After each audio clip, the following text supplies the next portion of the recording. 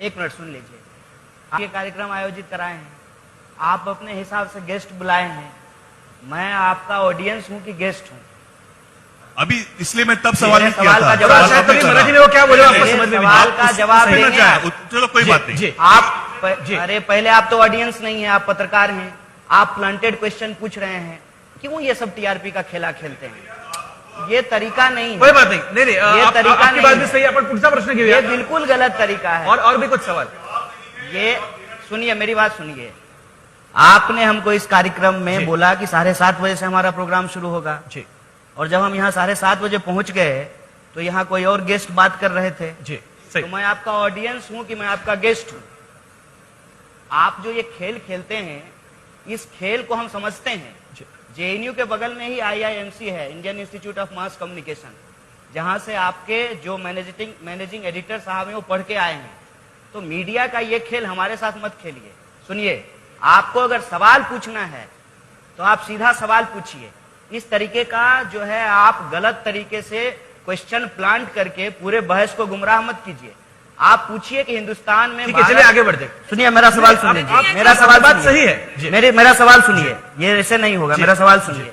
आप सवाल ये पूछिए कि भारत में कहीं भी किसी भी नागरिक की पिटाई होती है तो इस पे आपका क्या कहना है? ये सवाल हो सकता है।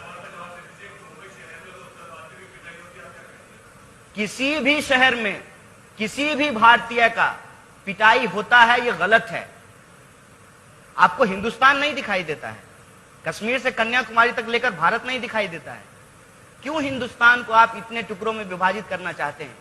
टीवी और स्टूडियो का डिबेट देश को मत बनाइए। जी। लेकिन कन्हैया, हमने देखा कि ज्यादा बड़ा है, कन्हैया, बात को आप समझिए। दूसरा सवाल, एक मिनट, दूसरा सवाल ये कि आप जिस तरह से मीडिया को आप अभी विलन बना रहे हैं। आप मीडिया से हैं और आप पत्रकार हैं। सुनिए, मैं पत्रकार ही हूँ। आप दर्शक हैं कि पत्रकार? आप सवाल तो सुन लीजिए। आप दर्शक हैं कि पत्रकार? सवाल पहले आप बताइए लोगों को कि आप सवाल तो कौन सुन हैं। लीजिए। आप पत्रकार हैं ना? सवाल तो सुन लीजिए। आप पत्रकार हैं कि नहीं? पत्रकार हूँ, सवाल सुन लीजिए। तो आप पत्रकार, सवाल तो सुन लीजिए। पत्रकार होकर के सवाल पूछ रहा हूँ। आगे बढ़ते हैं, ऐसे चलते रहेगी। अरे सवाल ये है कि हर एक, जैसे अभी हार्दिक पटेल का एक वोट बैंक है, इससे पहले जिग्नेश का एक वोट बैंक था। एक ही सवाल करूंगा, गांव वाले, महाराष्ट्र के गांव में अगर आप जाएंगे तो लोग आपको वोट बैंक क्यों क्या होता सुनेंगे? है? अरे आप सवाल तो कन्हैया, आप ये मत कहिए कि आप एक बात का परहेज है कि वो पत्रकार के सवाल नहीं पूछ सकते हो। कन्हैया, वो सवाल पूछ सकते हैं। सवाल सुन लीजिए। सुनिए, वो सवाल कन्हैया, वो सवाल पूछ सकते हैं। पत्रकार है, उनके मन में आया, उन्होंने पूछ लिया। एक मिनट मुझे बोलने दीजिए, एक मिनट बोलने दीजिए। ये आपका कॉन्क्लेव है, आप TV9 के स्टाफ हैं और पत्रकार हैं। आप ये कॉन्क्लेव अगर अपने लिए कराना चाहते हैं तो आपके स्टूडियो में हम आ जाते हैं। आपसे एक सवाल किया जा रहा है जिसका जवाब दे नहीं पा रहे। मैं एक सिंपल सा सवाल कर रहा हूँ। सवाल पूछिए, मैं हर सवाल का जवाब दूंगा। सवाल ये है, सवाल पूछने के नाम पे आप बहस को गुमराह मत कीजिए। आप सवाल पूछिए, कौन सा सवाल पूछिए। लोगों को जानना चाहिए कि ईवीएम को जिन देशों ने बनाया वो अपने यहाँ ईवीएम का प्रयोग बंद कर दिए। तो मोदी जी के लिए थोड़ी ईवीएम बना था जी। तो इसका मतलब यह है कि ईवीएम पे सवाल जो है वो एक महत्वपूर्ण सवाल है। और मैं ये नहीं समझता हूं कि कोई एक पार्टी चुनाव जीत जाती है तो सारे के सारे सवाल हल हो जाते हैं। आज भी वो सवाल इस देश में कायम हैं।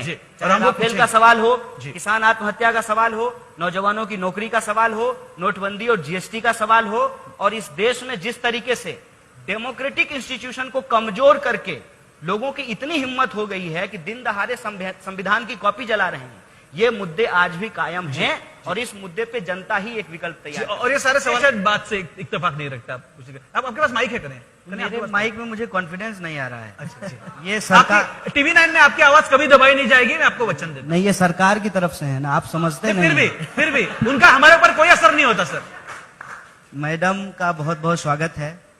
और मैडम जी ने कहा कि ईवीएम पे सवाल आप नहीं उठा सकते हैं क्योंकि ईवीएम में कोई गड़बड़ी नहीं हो सकती है। इतना कॉन्फिडेंस से कह रही हैं जैसे लग रहा है कि संघ के नागपुर कार्यालय में ईवीएम बना हो।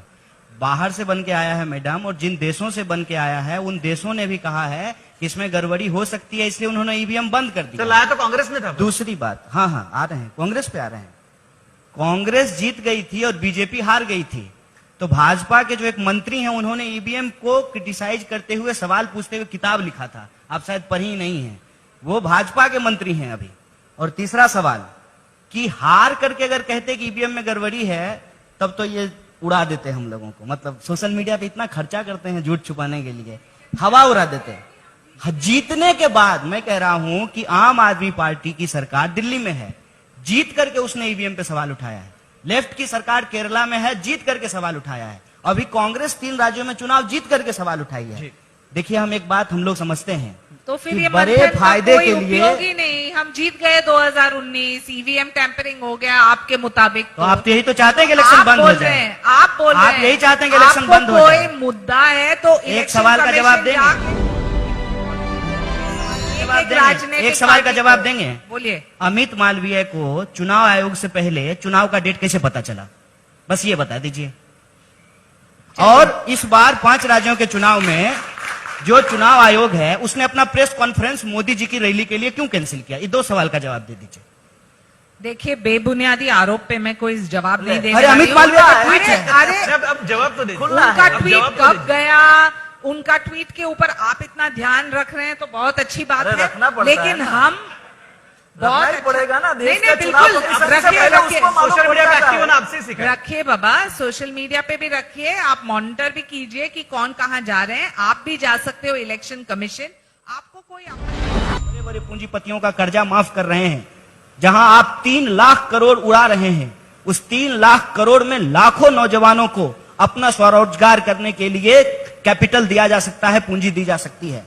ये सारे जो विकल्प हैं, तकनीक ने आज दुनिया को आसान बनाया है और हम तकनीक में आगे हैं।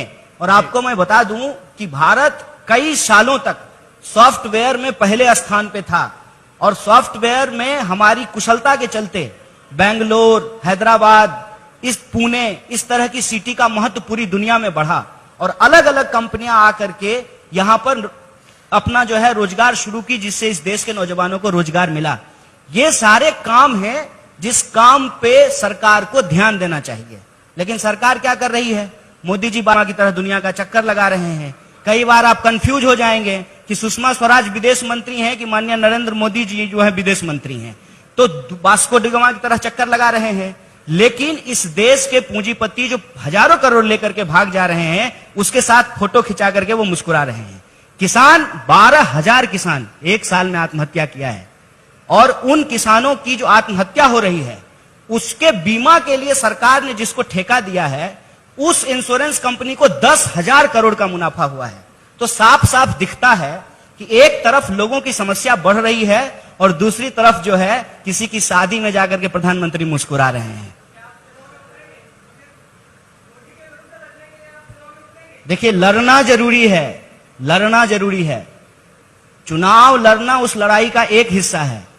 हम चुनाव लड़ेंगे कि नहीं लड़ेंगे ये नहीं मालूम है, लेकिन संविधान विरोधी, जन विरोधी इस सरकार के खिलाफ लड़ रहे हैं और लड़ते रहेंगे, ये मैं आपको वादा करता हूं। लेकिन